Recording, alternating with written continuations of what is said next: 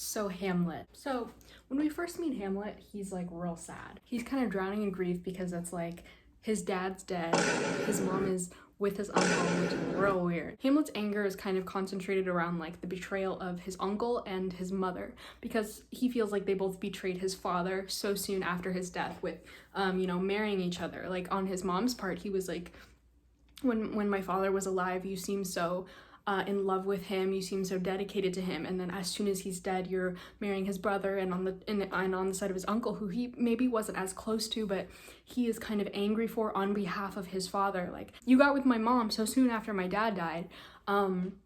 That's weird. That's weirdo behavior, because Hamlet had like deeply idolized his father before his death, and so he's like deeply wounded and hurt by his loss, and so his anger does exist at his father and at Gertrude, and to a certain extent the world in general. It's an unweeded garden that grows to seed things rank and gross in nature. Possess it merely, that it should come to this, but 2 months dead, nay, not so much, not 2. So excellent a king that was to this, Hyperion to his satyr, so loving to my mother, that he might not beteem the winds of heaven visit her face too roughly.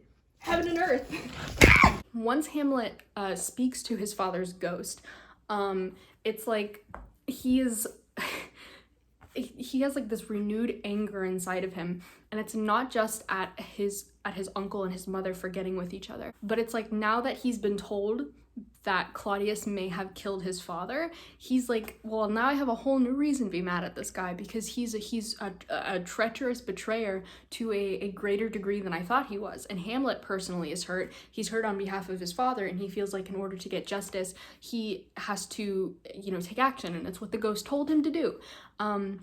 But he is kind of hit with a moral dilemma of like, I'm angry at him, and I want to believe this ghost of my father that is telling me these things, but ultimately it could be the devil playing tricks on me. But Hamlet kind of comes to this conclusion that he's like, even if it is the devil playing tricks on me and like leading me to sin or whatever, he's so angry that he's willing to do it anyways. But he does need to know beforehand. The spirit that I have seen may be a devil, and the devil have the power to assume a pleasing shape. Yeah, and perhaps out of my weakness and my melancholy, as he is potent with such spirits, abuses me to damn me. I'll have grounds more relative than this. He's filled with so much rage. Like he wants Claudius punished. We see this one after he like sees him praying or whatever, and he's like, I'm not killing him now because this guy needs to go to hell. I need this man burning. Up, sword, and know thou a more horrid hint, when he is drunk asleep or in his rage, or in the incestuous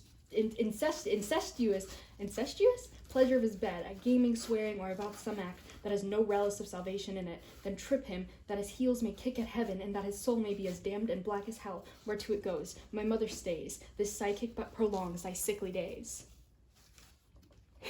We kind of see this deterioration in Hamlet's like both behavior and like mental state, because outwardly he's acting kind of frantic and strange enough that people around him are noticing and remarking upon it, and Hamlet to a degree is like aware of this, and like either playing it up, genuinely just like feeling this like unhinged, or both. People don't quite know the source of his grief, which is kind of reasonably because his dad is dead, but they're like, maybe it's Ophelia. And we see this buildup of like negative emotion like festering in him the whole time, that he's restraining himself because he wants to impart the most suffering on Claudius that he can for what he did. He has multiple like inner turmoils going on as he like expresses his like insanity or whatever. Like we see this in his like thoughts about like life and death, and he's like incredibly suicidal the whole time. He wants to die, he wants to be dead. Like the world and the life that he's currently living is not one that he wants to live, but he ruminates on like the nature of people's fear of death and like his own fear of death and stuff like that. So he does a little, when he kills Polonius, like we see that like reflection of his own like character arc happening in Laertes, who's like more like a little less like, Laertes does not express his rage and anger and like desire for revenge in the same way as Hamlet. He's expressing his revenge or whatever, or trying to, and it's like it's a different way than Hamlet does. Ultimately, like, Hamlet is negatively affecting the lives of the people around him through his own, like, internal deterioration in terms of, like, his faith in the world around him, and, like, the insincerity that pretty much everybody except for Horatio approaches him with, and, you know, how they treat him. He recognizes that, you know, old friends of his that are approaching him are only approaching him because his father, his uncle, told him to. And he is like when he dies, everybody around him dies. It's like this search for revenge on behalf of all these parties is like has resulted in their deaths. And it's like Hamlet was not seeking relief or healing from his quest for revenge but he was seeking justice for his father on behalf of his father against Claudius, and it's all these people who ended up dead. And, you know, at the end it's like Laertes and Hamlet exhibit some sort of respect for each other, and, you know, ultimately it's like the only person who came out of this unscathed is Horatio, achieving his mission, but at what cost?